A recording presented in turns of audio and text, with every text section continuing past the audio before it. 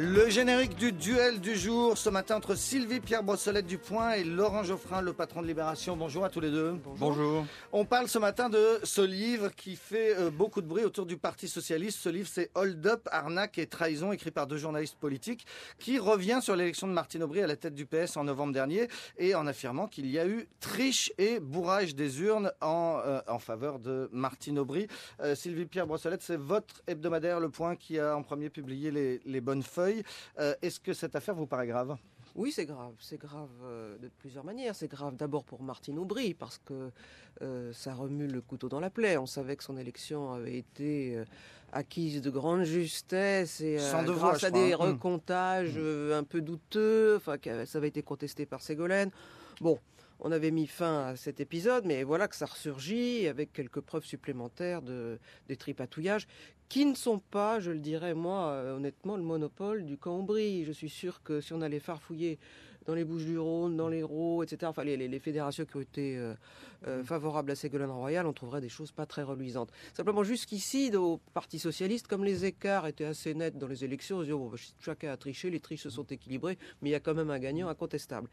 Alors là, c'est plus grave parce que ça remet par terre tout le nouveau petit élan qu'avait repris le PS. Ça embarrasse Ségolène Royal parce qu'elle a le choix entre 2 mots pour répondre. Ou elle dit c'est pas possible, il faut recompter, puis elle a l'air un peu de s'acharner. Ou alors elle passe l'éponge et elle perd une bonne occasion quand même de se refaire. C'est surtout très mauvais pour l'image du PS en général, qui veut se donner un air moderne, nouveau, faire des primaires, on va remonter. Alors je ne sais pas, avec des gens pareils, comment ils vont organiser des primaires qui ne seront pas de la triche. Bonne question, Laurent Geoffrin. Est-ce que ça augure mal des primaires, cette affaire ? Sur les primaires, c'est parce que alors là, ceux qui sont contre les primaires disent qu'il faut voter à l'intérieur du parti. Quand on voit comment ça se passe, on se dit mais il vaut mieux faire des primaires. Oui, mais c'est les mêmes qui les organiseront. Oui, non, c'est vrai. Il faudrait demander aux socialistes de voter sous le contrôle d'observateurs de l'ONU. Comme ça, on les casques bleus. Un peu moins sûr que ça soit. Alors, je trouve la réaction des responsables socialistes d'une désinvolture méprisante, quoi. C'est-à-dire que Martine Aubry, elle dit j'ai pas lu le livre, j'irai peut-être voir le film. C'est très drôle. Et alors, il y en a d'autres qui disent oui, mais alors c'est pas nouveau. Alors, il y a 6 mois, on les a accusés d'être des tricheurs. Aujourd'hui, il y a des preuves et on dit c'est pas nouveau. Donc, il y a 6 mois, ils trichaient, alors ils trichent encore maintenant. Alors, Ségolène Royal, qu'est-ce qu'elle doit faire, à votre avis ? Mais d'abord, je pense qu'il y aurait une réaction logique. Alors, je sais que c'est pas dans le timing, comme on dit, mais ou bien c'est faux, ce qui est marqué dans le bouquin, ce qu'écrivent les journaux. Parce qu'effectivement, il n'y a pas que Martine Aubry. Dans Libération, on a été voir, justement, à Marseille. Là, ils font jouer des équipes de foot entières qui viennent voter en tenue. Alors que les joueurs, ils ne savent même pas de quoi on parle. Enfin bref. Donc, si c'est faux, il faut attaquer les journaux et le livre en diffamation. À ce moment-là, il y aura condamnation et ce sera réglé. S'il y a un doute, la moindre des choses serait de nommer une commission, mais pas une commission nommée par la direction du parti, une commission indépendante qu'on pourrait faire présider par une personnalité. Robert Badinter, par exemple. J'allais le dire, c'est un exemple. On demande à Badinter de présider une commission et puis il dit voilà ce qui s'est passé, on sait la vérité. Et puis, le cas échéant, alors si c'est... Parce que c'est quand même assez grave. Si ça a été truqué, il faut recommencer. Il n'y a pas de raison. Moi, je pense qu'il ferait mieux, effectivement, de tourner la page. Ils vont pas recommencer le congrès de Reims à 5 mois de régional difficile où le Parti Socialiste risque de perdre quelques régions.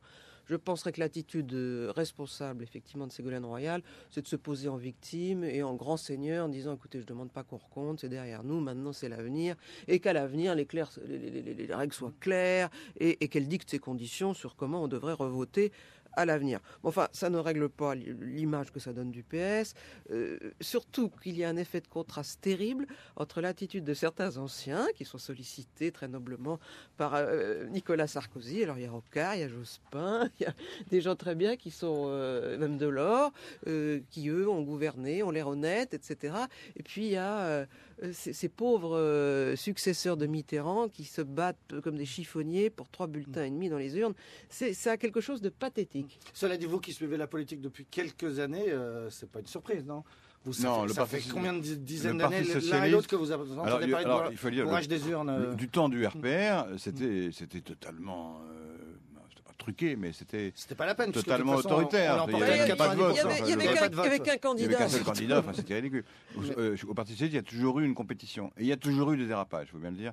La fédération des Bouches-du-Rhône, celle du Pas-de-Calais, ces grandes fédérations très classiques, très traditionnelles, étaient connues pour ça. Donc évidemment, c'est pour ça qu'ils mettent ça sous le tapis. Je dis, bon, ça a toujours existé, etc.